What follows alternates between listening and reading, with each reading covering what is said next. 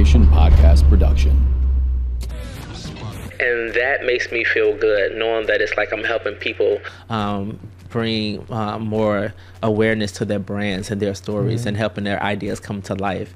That's what it's about for me now, not the money. And if I can make great money doing that, then great. And actually I have. I've made more money doing what I love with those that I love than I was when I settled for what I didn't want to do.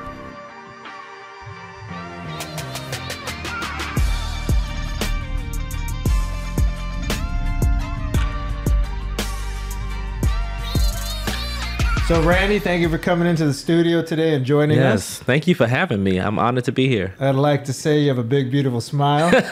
Thank you so much. I'm excited to embrace it now. And it's quite a testimony behind that. So tell me a little bit about yourself. What do you do? Yes. So I'm a publicist by day. Most people know me by that. And I like to call myself a storyteller. I've done storytelling through first poetry, then writing skits, to writing in journalism. I became a journalist and started interviewing a lot of people who I was fans of growing up. And next thing you know, I became a publicist and started representing some of those people. So now that's what I do professionally. And then when I'm not working, I'm also still storytelling through music, through script writing, just whatever I can get my hands on writing wise. I just love telling great stories.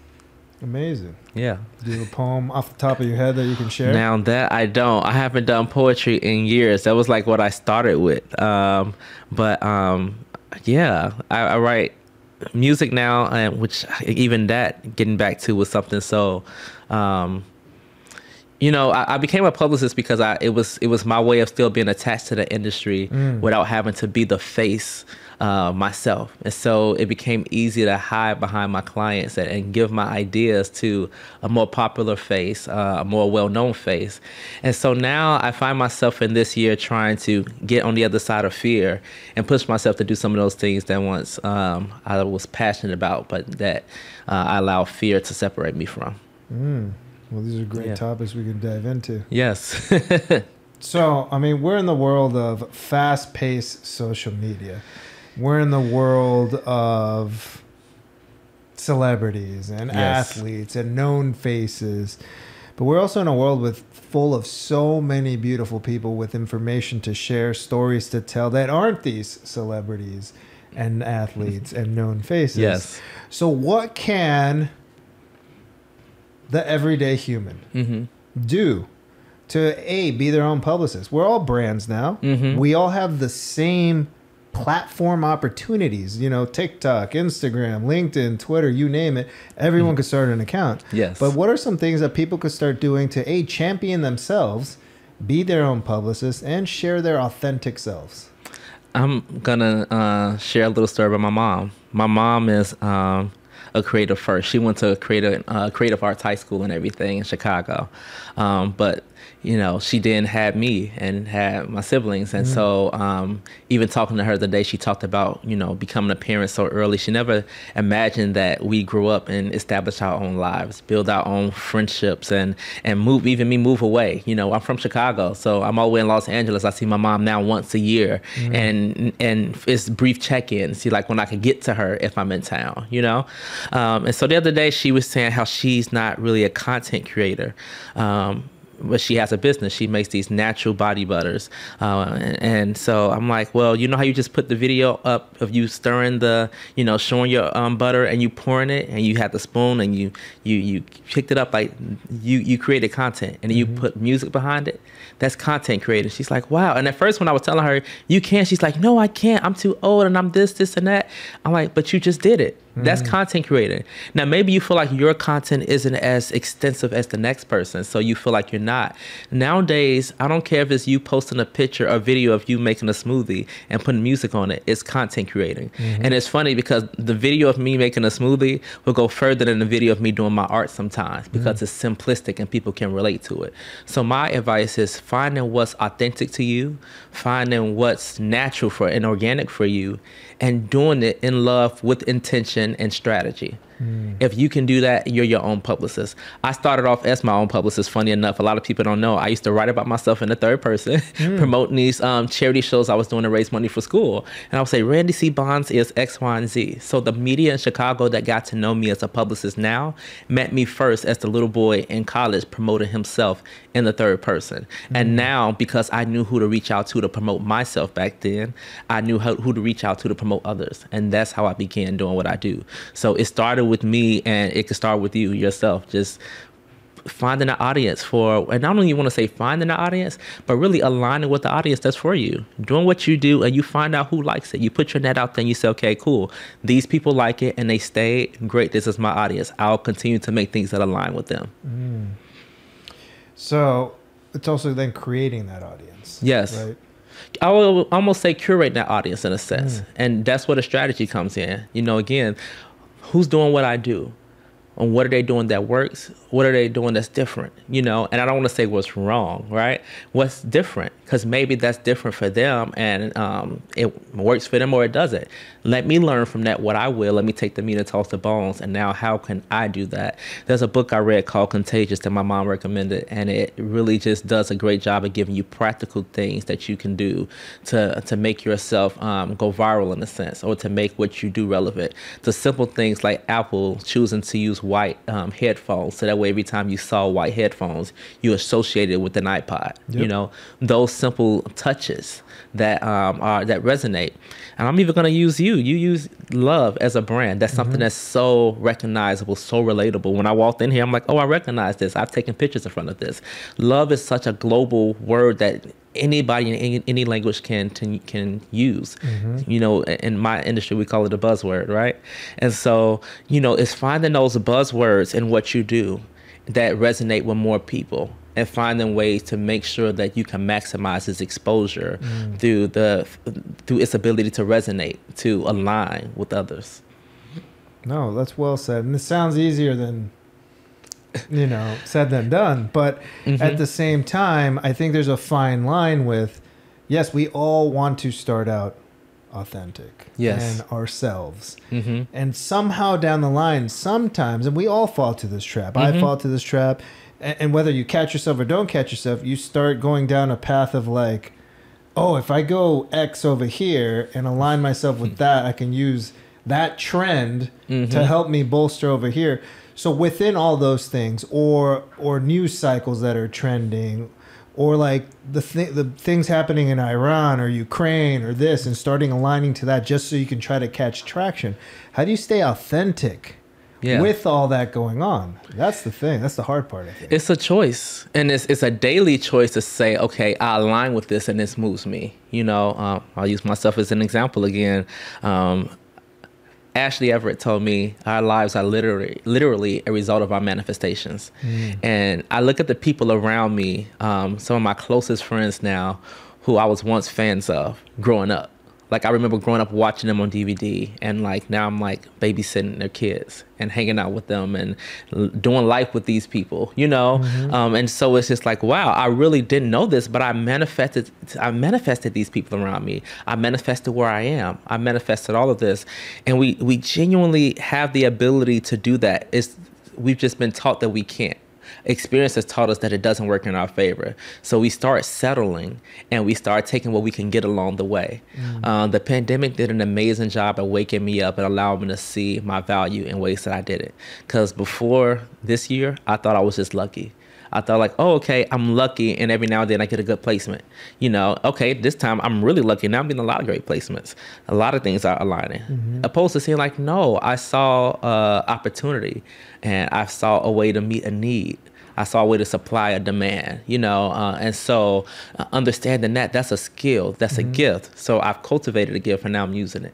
I think that's what it comes down to is learning how to cultivate your gift and use it to work for you without prostituting it. And that's what we do when we begin settling. We begin prostituting our gift and say, you know what, I'll take what I can get for this. I'm a firm believer in standing your ground and being firm about it. And I had a client who wanted to negotiate me down off my rate. And, you know, it wasn't something I was willing to do. And it made them respect me more. They said the fact that you handle your business like that lets me know I could trust that you'll handle my business with care the same way. And that's what got me the job, not me settling for what they wanted to give me. We determine our worth. We determine our value. And whether someone agrees with it or not is up to them. It's not personal. We like Mercedes, and we all can't afford a Mercedes. And Mercedes feelings ain't hurt because we can't. They're like, okay, well, you go afford what you can. And no disrespect, we're not going to insult you or label you because you can't. If you would like to use our, vehicle one day and do business with us, we're here ready for you. And I think when you understand that, then you're not taking you're not accepting the work you don't want. And instead you're staying available for the work that you really do want. No, again, there's so much right there. And I'm going to really dive into the monetary portion of what you just said, because I'm an artist. As creators, actors, anyone in any space, let's just talk about handling our money, right? Because sometimes it comes out of fear, it comes out of scarcity, it comes out of insecurity, and all of those things are valid. And then there's a balance, because sometimes like, no, I'm 5K, okay, I'll do it for 1,000. I'm like, there's the right way to negotiate, and there's negotiating for value, for in kind, for bartering and things like that makes sense, or for volume work. But then someone that's totally going to slash their rates because they're so desperate. In some cases, I've done projects, and this is early on in my career. I'm like, yeah, I'll paint it for that. Like, I just need to paint another mural. And at the end of the day, it didn't feel right. I would have rather done it for free. And I do a lot more free pro bono work now because I look at it as an investment into my future, into my practice. So there's a big difference. I'm still in control. Or let's talk about taking on a client you don't want. Taking on a client for the money. It's different. We're not now negotiating money. So there's two questions I have for you there that I'd like you to address. One, slashing your rates because you're so desperate. And number two, taking on a client, again, because you're so desperate. They both come from fear and scarcity. But how do you handle that? Because I'm sure you've approached it twice. I am ashamed of the prices I charged when I first started, but I also didn't know better. But you know what they say, once you learn better, you do better. And a lot of times I learned better from people apologetically offering me more than what I ever asked for. And they're like, I'm sorry, this is all I have. And I couldn't be like, oh my God, what do you mean? This is more than I've ever made before. I'm like, you know what? We'll make that work. And I'm like, oh, so this is what I should really be making. And for a while, I became known as like we can't take it, but try Randy. And it's like on one end, you appreciate like, oh, they're thinking of me. But it's like, also, wait, am I the cheap option? Like, I'm like the hand-me-down guy, And again, in some places, it served its purpose. I've met great clients who I've worked with and had amazing full-circle moments with those people. But getting to a place where you understand your value, you then determine when what you are worth in each situation. I think we have our standards and we say, well, this is my range, right? But I have the ability, as long as I have some type of terms and conditions in place, then I can amend those as I see fit. And so when I'm amending it because I see fit, because I believe in a project and I believe in what they are doing, but maybe they don't have the resources and they can't afford me, then I could decide, is it worth my time or not? Am I investing in them? And if so, what am I getting? Am I doing it just for the love, or am I getting equity in some way now? Am I negotiating that and you pay me on the back end? Because, I believe in this, but I still need to be compensated for my time, opposed to when you're doing it just out of desperation, the money will be there, but your heart won't. And your soul and your mind won't. And so it's like, it's going to be a task. It's going to feel like work, and you can do it. But I'd rather make way for the person who's fit and aligned for that to do it, because they're going to give it its best. And there are certain things that I love, and I'm like, I wish I could be a part of this, but I'm not the best fit for this. And as passionate as I am about it, as much as I can find anybody or anything and find my way to it, I know that's not for me, so I'd rather not taint it by touching it if I'm not aligned with it, and making room for the person who is. And that's what we do when we're desperate. We get in the way of what somebody else should be doing, and we also block off what then is really for us. And that it comes from a place of scarcity, like you said. You don't believe that there's enough for you. You don't believe that there's something that's fitting for you, so you'll take whatever you can get. And I've learned that by doing that, I'm not happy. And I'd rather be happy than knowing I have the money, but now there's a potential bad relationship that can come from this because I'm not giving it my best, because I'm not best fit for this, because I'm not aligned with this. And so it just comes down to alignment for me. And then the second question, I need you to remind me one more time. You kind of answered both of them there, but yeah, you know, let's go to the taking on the project. Like, you get your full rate, but you take on a project you don't want to be there, and you're like, your heart's not into it. You actually wish you didn't take that on. I've given people money back. I've been like, well, that's coming back in control. Now you're in control of your situation. That part. You have to know that money is cyclical. So it'll come back. And so if it's going to cost me my peace, I don't want it and I don't need it. Even if I want it, I don't need it. And I'm learning to differentiate what I want versus what I need. And when I understand that, it don't become worth it, because I can't then complain about it if I took it on knowing what I signed up for and it worked out the way that I knew it would work out. It's like, well, you knew this and you didn't have to, pray down heaven to figure that out. Like, you had signs that were red, those red flags that showed you that. So you had that gut feeling. You had something in you that told you no, but you were enticed by the money. So you prostituted your gift once again. It was worth it because the money was right. And for me, I always say it's not about the money first. And whenever you come to me offering money or you make it about the money, I don't want to do it. Yeah. Even if it's more money than I've ever been offered before, because I'm like, because it's about the money. So if anything goes wrong because you're so about the money, it's going to become an issue. And I don't want that. Short-sighted. Very much so. This year in particular, I decided to take on work only with friends and family that I like really believe in. And so when I tell you it's been the most stress-free year I've had business-wise, it's been the most prosperous year I've had business-wise. I've made more than I've ever made in my life and in shorter times. And I've been able to do more purpose-filled work. It's not even been about me. Because sometimes as a publicist, it can get mundane. You feel like, okay, you're getting the same placements in the same places all the time. The only thing changing is the client. But it's like, okay, I've done that. It's not that exciting anymore. But now to see the purpose and to see the way the clients are impacted by seeing their faces in outlets that they never saw themselves fitting for, even to dive a little bit into it, I've been able to do more stuff for my culture even recently, work on Black businesses and with Black talent who again would normally be exposed to some of the places that they're getting exposed to through my work. And that makes me feel good, knowing that it's like I'm helping people bring more awareness to their brands and their stories and helping their ideas come to life. That's what it's about for me now, not the money. And if I can make great money doing that, then great. And actually I've made more money doing what I love with those that I love than I was when I settled for what I didn't want to do. Yeah. One of the things I say, if I was a billionaire, like let's say I had all the money in the world, I'd still be doing exactly what I'm doing, because I know I'm doing what I love and what I'm supposed to be doing, what my purpose is. Yeah. So I don't know how we ended up on an entire conversation around money. But no, that's well said. And my key takeaway, and I love this statement, I may have to start using it, but prostituting yourself. Yeah. Because it's really easy to relate to exactly what that means. And sometimes we don't think we prostitute our gifts. But on the other side of money, and we'll switch the subject soon, but sometimes overcharging or charging more than where you've ever reached. And it's a dicey conversation, because whoever's the number one publicist in the world, let's say they charge $1 million a month, and you're like, you know what? I'm Randy. I'm charging $1 million a month, but like, did you get there? Did you earn the resume? Did you? Because I have that as an artist too, right? There's artists getting hundreds of millions of dollars for their art. Yes. And I'm like, can I just put that price tag on it now, or have I done it long enough? Like, I just mean you are so in alignment, because that is something I talk about so much. And it frustrates me, but I've learned to just be respectful of it, even if I don't agree with it. Because there is no manual that shows us what we're worth. People have to come to those conclusions for themselves, and I understand that now. I used to judge it. I did. I was just like, you really think you're worth that?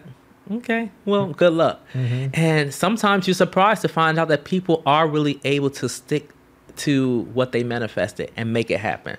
Because I've doubted even my mom. I'll use her as an example again. She would get rid of her furniture, and so we'd be like without furniture for like a month or two while she was waiting to get new furniture. She'd say, and I'm like, oh, okay, whatever. And literally out of nowhere, she'd make it happen. Or she'd be like, I'm moving. She just started. I'm like, you have a place yet? She's like, no, but I trust God. I'm like, okay. Whatever. And next thing you know, she has a place and she's made it happen. And so I've learned that even in places where the dream sounds crazy and it sounds like you really think you're worth that, you'd be amazed at what people can manifest when they believe it. So now I don't put my mouth on it. I just learn and I sit and I watch and I observe and I'm inspired and I'm impacted by, again, the times when I can chew the meat and toss the bones from anybody's story. But I do believe you should also be aware of what makes sense for you and what the competition and others who do what you do are doing, so you can make educated, educated choice when it comes to like what you are charging and why. However, at the same time, again, I've come in on the other end where I came in way too small, thinking I wasn't this and I wasn't that much. And it took clients to say, why are you charging that little? Like, no one's going to respect you for charging that little, or that makes you look like you're like just still entry level because you're charging these rates. And I know you think you're doing people a favor, but in reality, you're selling yourself short. So it's, again, I've never come into a situation where I've been like, I'm worth this much, pay me this much. It's always been me being offered way more than I would have ever asked for me to realize how much I'm worth, So I just said it to say, I can't tell somebody what they should or shouldn't charge as far as what's overcharging, but I personally do try to be somewhat realistic. And then you add taxes to that, you add interest to that. So it's like, okay, well, this is what's standard. And then because I feel like this is my specialty and this is what I do and I can back that up, I'm going to add a little bit more. I'm going to itemize it. We talk about Spirit Airlines because they charge for everything, but people still ride it. Spirit ain't going out of business, so Spirit is doing just fine, itemizing everything. I'm learning that I, as a businessman, can do the same thing. And what I thought was being nice may have just been me being non-confrontational, me being afraid to apply, those add-ons. And those add-ons is what help you have multiple streams of income, right? You start itemizing things. It's like, okay, well, yeah, you can get this, but if you play this too, then you can also get that. Opposed to just have all of me for this one. That's not good business necessarily. Or I won't say it's not good business. Maybe there's more opportunity. Maybe you can maximize your business savviness and find ways to again bring in more for what you do and really take all of the gifts you have and find ways to really meet the needs of people. Yeah, Spirit. You buy the ticket and then you have to buy the seatbelt. Everything. You got to buy the air you breathe there, and you have to buy the water. You literally have to buy the water.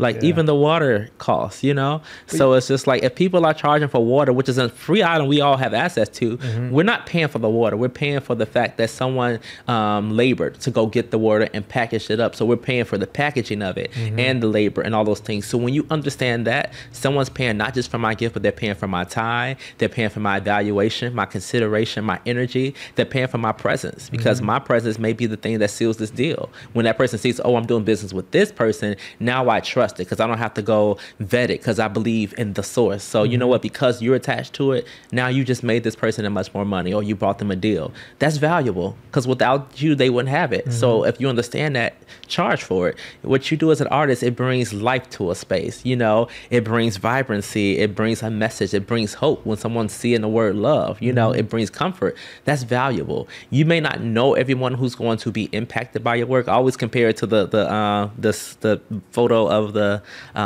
airline maps when they show all the places that the airline goes to. It's like, I want to be that. I want to be that firm tree that's planted, right? And it's just like, but my seeds have sprouted everywhere. And so now this person is over here doing what they love, not what I want them to do, but what they love and what they want to do. By somehow, and it somehow was inspired or impacted by something I did that I may not know of. That's what you do as an artist, and that's valuable. So now understanding that we are artists and we are creatives, that what we do, even as business people, adds value to somebody's life and is an asset, you can charge for that. It's that ripple effect. Literally. And you don't have a clue of the people that will impact you. I had a client who I was doing on like double duty one day, and I had like some TV and film actors doing some press on this side of town, and then I had one of my Broadway talents doing the press on the other side of town. And I get to talking to Keke Palmer, who we all know and love. And I was talking about how I was about to go to Fox News from the news station we were at. And she was saying her mom used to be in Black Ensemble Theater. I'm like, oh, my client used to be.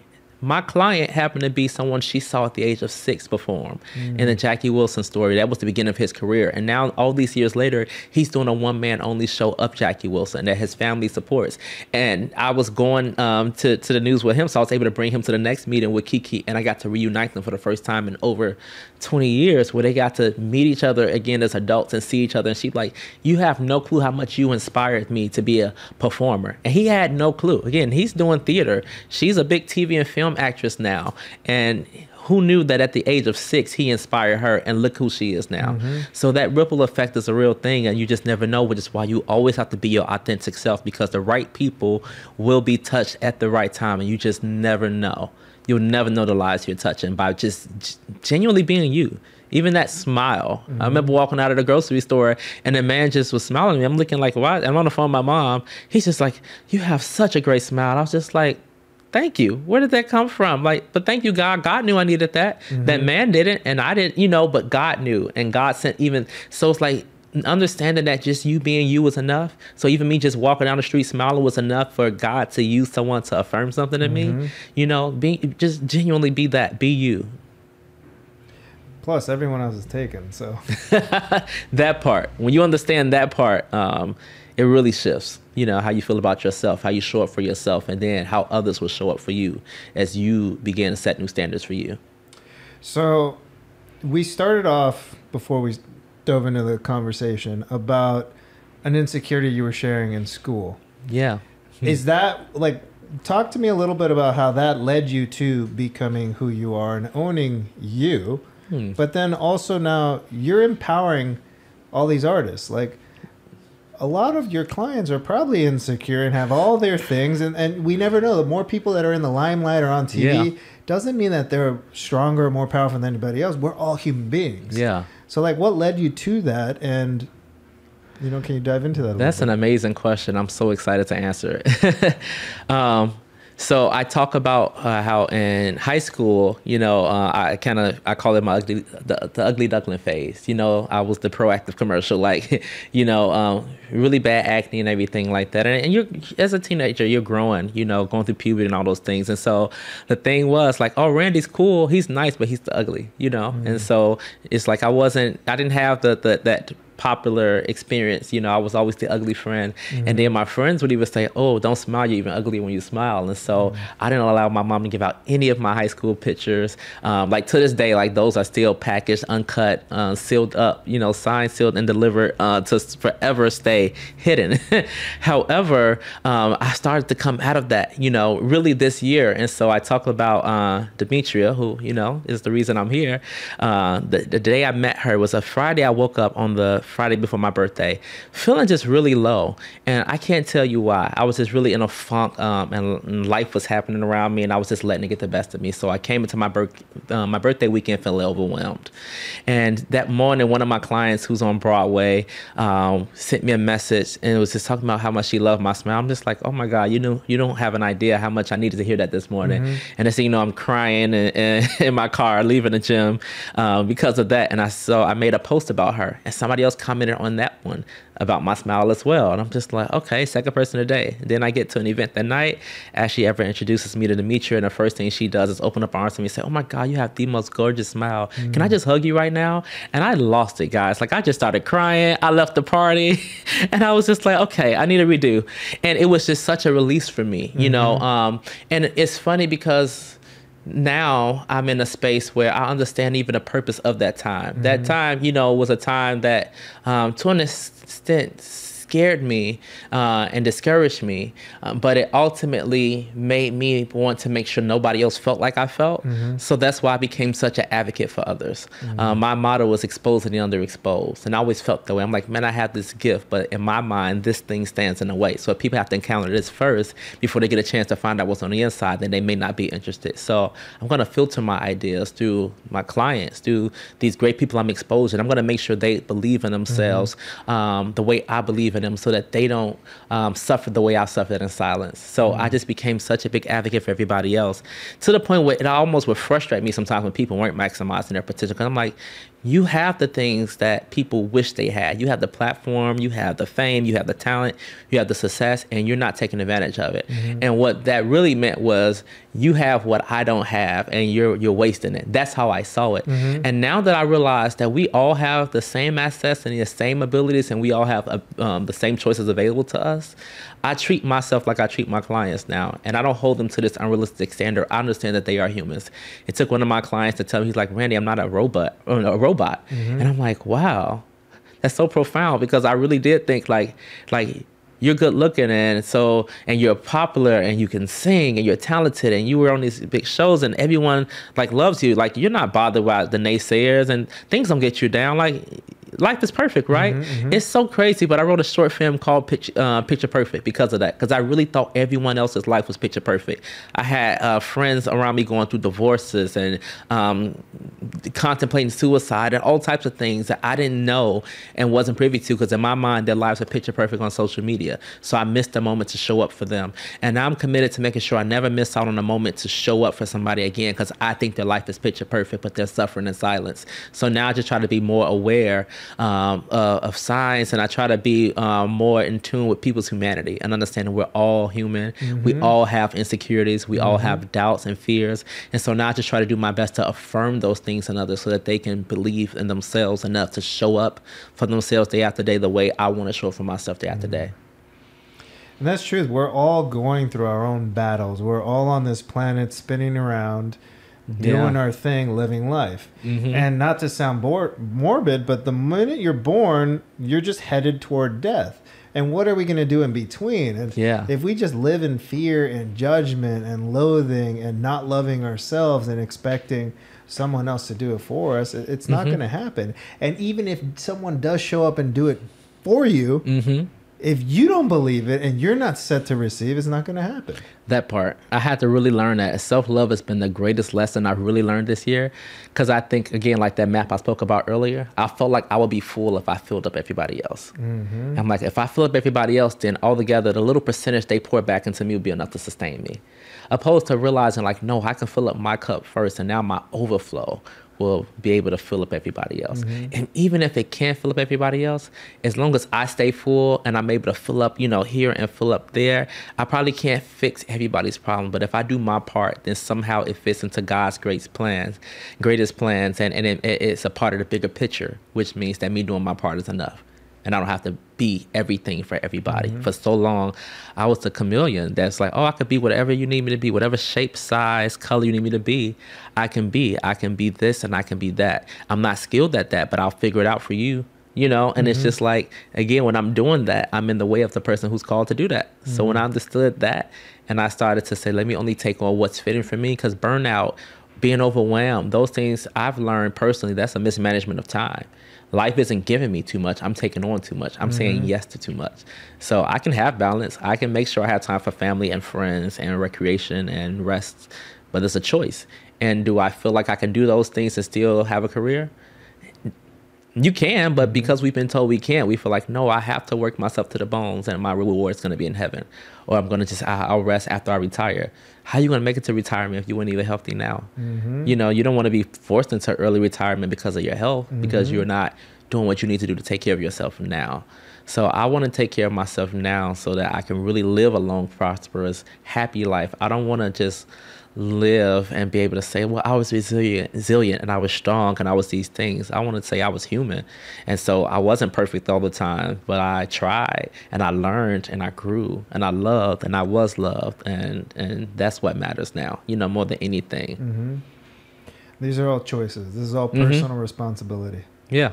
And it's mine. I'm not saying it has to be anybody else's. Somebody else, money may be a priority, having that nice house on the hill maybe.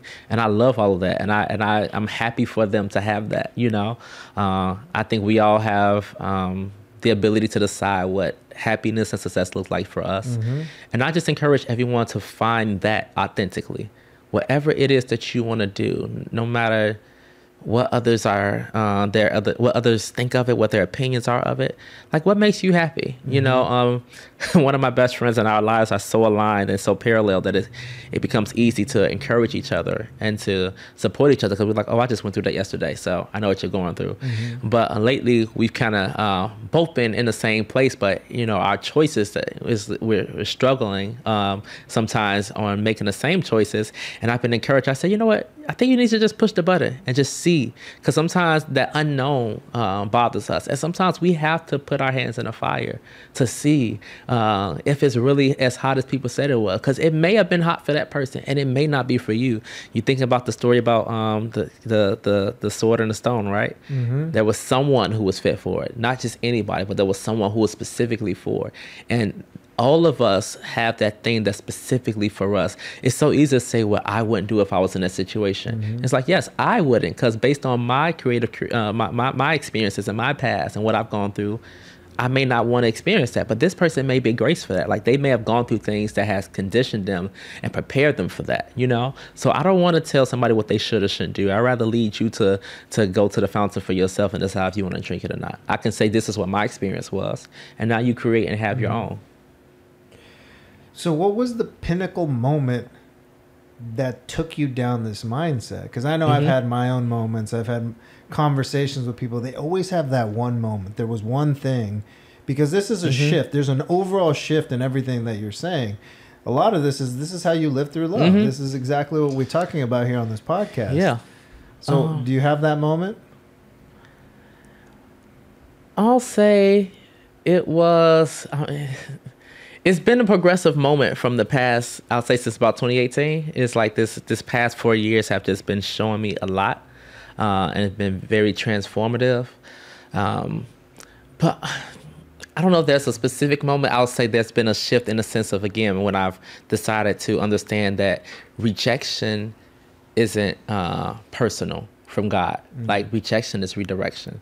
So when I understand that, I now walk in acceptance. I understand that the things that are happening to me are happening for me, and that all things are working for my good.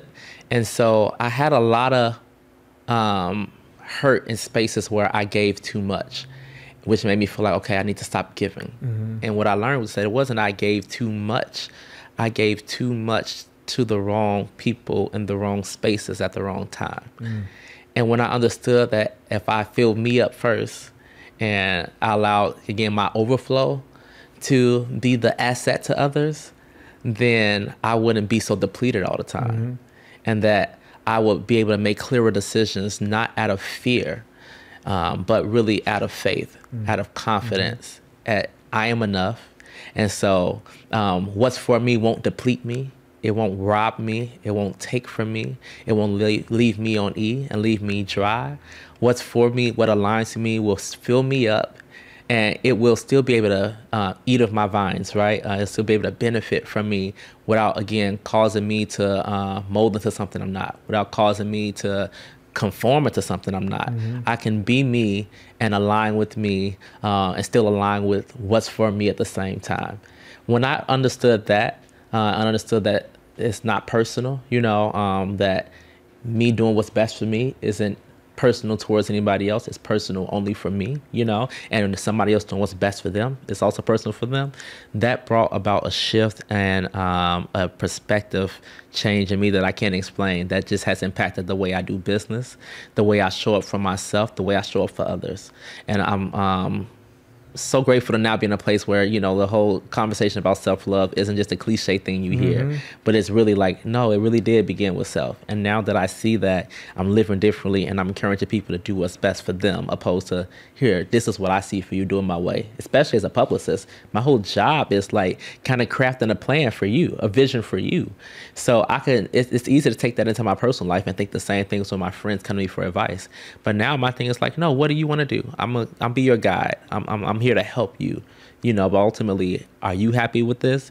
And if so, that's what I want. And if we don't agree, then maybe we don't do this together. But at the end of the day, I don't want to shift who you feel you're called to be or what you're called to do, you know, be you, because I'm going to be me at the end of the day. And I encourage everybody to be the best version of themselves. So it's all aligning agendas. That part, literally. Your agenda, my agenda, our agenda. Literally. And that's the thing. My agenda won't be everybody's agenda. And when I can understand that and not take it personal, for like, well, because you don't have the same agenda as me, you don't love me, you hate me. It's like, no, I may not understand you, or that may not be what I believe in or what I'm looking for, you know.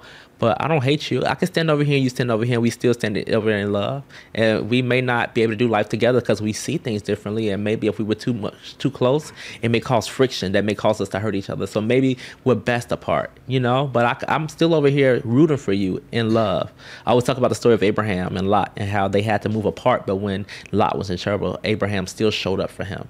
And so when you understand that, again, you can do life apart but still do it together without having to be close in proximity, you're okay with doing what's best for you, irregardless of what it's going to mean to somebody else. One thing I've been living off of lately is understanding that, I think I saw Kevin Hart talk about this, that if you're depressed, you're living in the past. If you're anxious, you're living in the future. And if you're at peace, you're living in the present. And that has been my motto for the last few months. I went to Amsterdam. It was my first time leaving the country and going to Europe. And I didn't plan it. Like, me and my best friend went, and we just went on a whim. And we literally each day decided what we were doing and had such a great trip. So that's how I've been living my life since. And when I understand that, then understand that I have anxiety about dealing with an issue because I'm afraid of the fact that it may not go as planned. They may not respond the way I want to. So now I'm anxious about, if I should address it or not. Whereas it's like, if I'm just like, well, in the moment, I feel the need to address that thing and I address it, I'm not concerned about what the future holds. I leave room for God to be God and life to do its thing and see what happens when I address it, opposed to feeling like, well, I don't want to address it because it could end up this way and it could cause more harm than good. So I'm just going to let that thing fester. I'm just going to leave that thorn in my side, because if I pull it out, it could bleed out. Or I could pull it out and find that it's not as deep as I thought, and it's actually not going to be as painful as I thought, But if I'm allowing fear to enter the equation, I'm going to leave that thing there out of comfort rather than causing further potential discomfort by operating in the unknown. So when I understood that differently, the whole thing about living in the present, it just really shifted just how I did my everyday life. I can't be scared about tomorrow, and I also can't be healed by my past and using my past as an excuse as to why I won't try some things now, why I won't be open-minded now, why I won't try again in some spaces. That it served the purpose. And if I understand that my past and all things work for my good, that even the past and the things that hurt from my past were for my good, and I was meant to learn from them. My triggers aren't meant to keep me hostage. They're just meant to inform me and let me know. Even with pain, I see pain as a signal. So if it's trying to inform me something, what is it trying to tell me, so that I don't have to experience it no more? I don't want to numb the pain. I want to understand the pain so I can deal with the pain properly. There's so much there. Like, I don't even want to interrupt you. It's just like boom, boom, boom, boom, boom.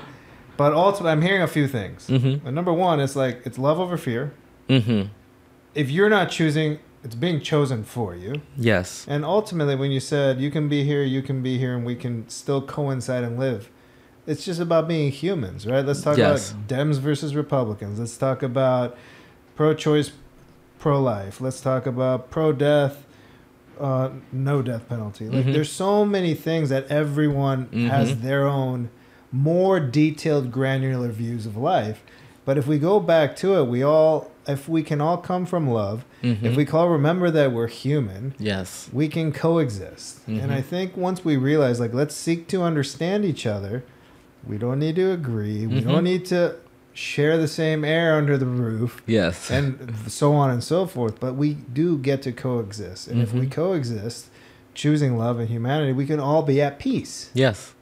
And it's okay if you're X and I'm Z. It doesn't mean we have to go to war. It doesn't mean we have to insult people. It doesn't mean we have to do anything. That part. But I think from what I'm hearing you say, most importantly, is you got to be at peace with yourself, loving yourself, trying to remind yourself not to come from fear, and then you can be accepting of all of this. 100%. Because a lot of times our choices are rooted in fear. Think about if you see a bee or a spider, chances are you're going to swat it and kill it because you're afraid of it getting in your house or doing something to you. Not because it's done anything to you. You're like, traditionally, bees sting people. Spiders are a nuisance. I don't want to be bothered with them, so let me kill it before it kills me. So if we do that with bugs, imagine how much more we do that in life, in our everyday lives, with certain people that we don't like because they appear to be a certain way, or they're this and they're that. And so we use labels to define what people are and to justify our dislike, our discomfort, which is a lot of times just a fear. We use labels to justify our fears of people. And we say, well, I'm ostracizing them because I'm afraid that they'll do this. I'm afraid they're going to steal from me. They're going to hurt hurt me. They're going to manipulate me. They're going to betray me in some way. One of my clients is on a vampire series right now, and the vampire series deals with vampirism in such a different way. And his TV mom was a Disney princess, Anikone Rose, and she did an interview with Forbes and told them how, on one end we see a monster as a vampire, and we see that this monster is also someone's child. And the reality of either one of those truths does not violate the fact that it still remains true for the next. So from my perspective, that's a monster. From the father's perspective, that's a child. But still, both things are true. It's just a matter of which angle or which lens are we looking at it through. So when I understand that, I try to personally do a better job and not labeling things I may not understand or agree with and saying that's their choice. It's not for me, but I love them and I respect their choice. Just as I hope they respect mine, I love mine. And I think when we can all just look from the lens of love and just see other people, other humans, and just see their humanity, we have a different level of grace. Because when we look within and we see some of the things that aren't so pretty about us, we're like, oh, I got some people I need to call and apologize to. Like, oh, there's some choices I wish I could have made differently. So now I imagine that person thinks the same thing. It changes my response when I encounter that rude waitress or that person who didn't greet me at the door when I came into their business. Yeah. As much as I may want to complain that day, I'm like, okay, maybe they're having a bad day. Now, if it's a habit, I'm seeing this over and over, and if it's getting disrespectful, then maybe I'm going to, report something. But if it's just like, it's a moment, I can kindly pull you to the side and say, hey, I know this isn't a reflection of what I'm used to experiencing here. This is an isolated situation, but I do want to point this out just as a note. But I'm not trying to destroy your life and make you lose your job over what was a moment. When I understand that person that cut me off on the road wasn't cutting me off, they were just maybe driving irresponsibly because they were rushing to get somewhere, but it wasn't personal to me, so now I don't have to go tailgate them and try to get back with them, and get even with them. Just when you can understand that, again, it's not personal, you just find yourself living more at peace, and you're not so distracted or frustrated by others' decisions and their moves. But you're only moving by what you want to do. You're moved to give, or you're moved to respond. You're moved to anger, or you're slow to anger, whatever that is, based upon what's happening here. But not like, oh, someone made me do it. I never want to give somebody else the power to say that they made me make a decision that impacted my life. They may have inspired it. They could inspire, but at the same time, in the decision I make, I want to be in control of. Yeah, no, you react or you respond. 100%. Yeah, I use the cutoff example a lot. So I get that, and it's true. You're like, oh, I just want to flick you off or whatever. No, yeah. Dude, I hope you get there safe. Yeah, literally. You didn't do that to me. So I make it fun. I'm like, clearly the wife is in the backseat about to give birth, and they are on the way to the hospital, and they have to go. So I will happily get out of the way. It's not worth it to me. You need an escort? Hold on, let me escort you. Yes, literally. Go. And just make it fun, because when you think of it like that, you're not so frustrated. Life is full of so many things that frustrate us. Don't add any more to the list. Yeah. Like, really, find the joy. You can find the joy in anything at any moment. And I'm so committed to finding the joy in life's moments, more so now than complaining about the few times when life don't go the way I want it to. Find the beauty within the struggle. Truly. Yeah. So we're going to wrap this thing up here. Yes. And I got to ask you, how do you define living a life through love? Oh, I think living a life through love is choosing to show up authentically as yourself every day. Because when you show up authentically, that's the true essence of love, is who you are. And it takes love to trust being who you are with others, because that requires vulnerability and transparency. So when you can show up authentically as yourself, when you can give as yourself from an authentic place, and not giving to impress or to buy something or buy somebody, but really because I'm giving because I genuinely feel inclined to give. I'm giving this compliment because I really genuinely feel that way. I'm showing up to help you because I genuinely feel like supporting you, you know? So when you can genuinely move from a place of authenticity, I think you're already living your life through love. And when you can now pour that love into the things you do daily, from your passion to the way you make money to your charitable act, when you can do all those things using what you do, just organically, to me, that's living life through love. That's showing up for people. That's being willing to just use your own voice and your own experience to educate others, to inform and impact and empower others. And that's also allowing others to see the hidden gems within themselves, being that mirror that reminds them of who they are and how amazing they are, and not being afraid to give people their flowers. It's great to celebrate people when with awards or unfortunately when they pass on, but it's like really giving people their flowers when they're here and they can appreciate it, when they can see you face to face. All of those things are moments that are living through love. And I know that looks different for everybody. I'll say for me, my way of living through love has been through being a voice of encouragement and affirmation for people, and through storytelling, through highlighting those people whose stories I believe in, exposing the underexposed, and creating a platform for others to shine. That's been the way I choose to live through love. Like I said, I see beauty in so much, and I want others to see beauty the way I see it. And so creating a platform for others to share their beauty or their gifts, and doing the work I do to help highlight those things is what I love to do, to show people that I love them and that they are loved, and that they are deserving of love and worthy of love. Beautiful. Thank you so much, Randy. Thanks for having me. And where can everybody find you? I'm Randy C. Bonds on everything. Like, my website is Randy C. Bonds. www.rcbondspr.com, www.randycbonds.com, Randy C. Bonds on Instagram, Facebook, everything. But we'll link you all up in the show notes. Yes. Thank you for joining us. Thank you for sharing. Yes. Just thank you for showing up. Thank you for having me. I love what you're doing. I'm happy to be a part. Thank you so much for tuning in to Live Through Love. If you love this episode, you'll love this episode.